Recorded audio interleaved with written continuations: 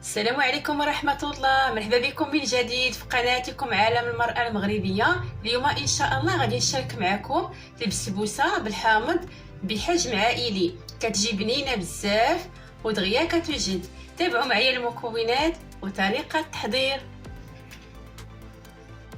بالنسبة للمكونات كنحتاجو 2 بيضات ضروري يكونوا بحرارة المطبخ، وكنحتاجو كأس ونصف ديال سنيدة، كأس ونصف ديال السميدة رقيقة الخاصة بالحلويات، وكأس ونصف ديال الحليب، وكنحتاجو كأس ونصف ديال زيت نباتية، وكأس ونصف ديال الدقيق الأبيض الخاص بالحلويات، وكنحتاجو 2 خمارات ديال الحلويات، وقبيصة الملحة، وقشور حامضة واحدة. بالنسبة للطريقة بسم الله على بركة الله. أول حاجة كنديرو قبيصة ديال الملحة، وكنضيفو 2 بيضات ضروري يكونوا بحرارة المطبخ، وقشور حامضة واحدة، وكأس ونصف ديال السكر سنيدة.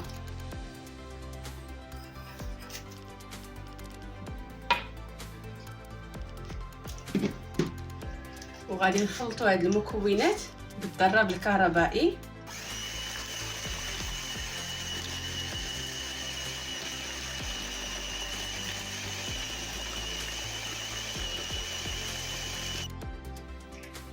وغادي نضيفوا كأس ونصف ديال الزيت النباتيه،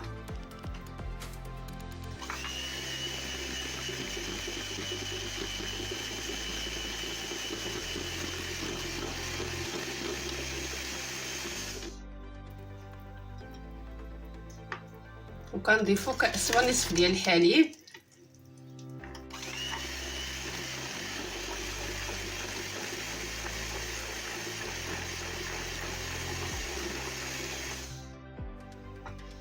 وكنضيفوا السميده الرقيقه الخاصه بالحلويات،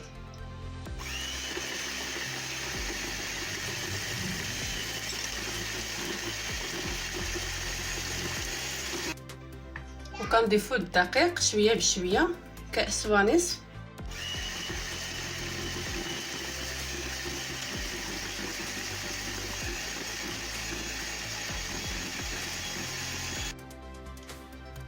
وفي الاخير غادي نضيف 2 خمارات ديال الحلويات.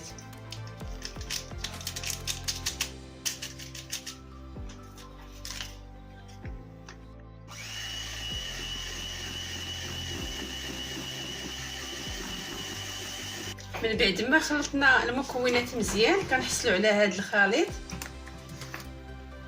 كيجي خفيف، وكناخذوا اللاطه كنفرشوا ليها ورق الطهي وكندهنوها بالزبده، وكنرشوها بالسميده الخاصه بالحلويات.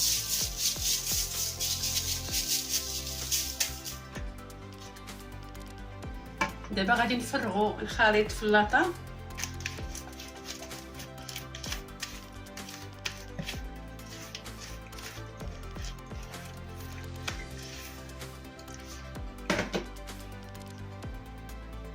وكنحاولوا نقادوه.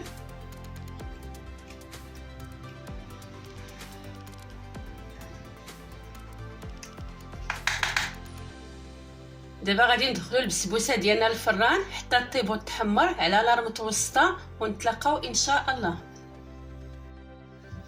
ودابا غادي نوجد معكم السيرو اللي غادي نسقيو بها البسبوسه ديالنا. كنحتاجوا واحد الكاس ديال السكر سنيده، واحد الكاس ديال الماء،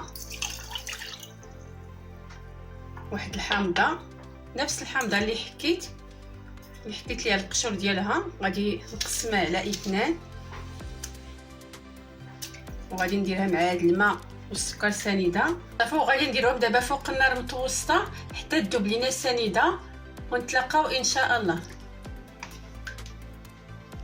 صافي السيرو ديالنا هو واجد، دابا غادي نطفيو عليه صافي. من بعد ما طابت لينا البسبوسه ديالنا وتحمرات، دابا غادي نسقيوها بالسيرو اللي وجدنا.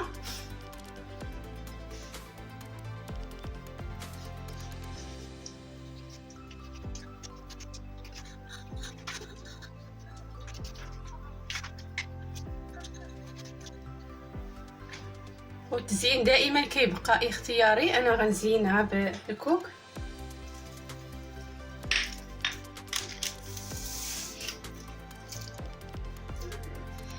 هذا هو الشكل النهائي ديال البسبوسه بالحامض اللي وجدت معكم، كتجي بنينه بزاف ودغيا كتوجد. كنتمنى الوصفه تنال اعجابكم وتجربوها، والى وصفه جديده ان شاء الله.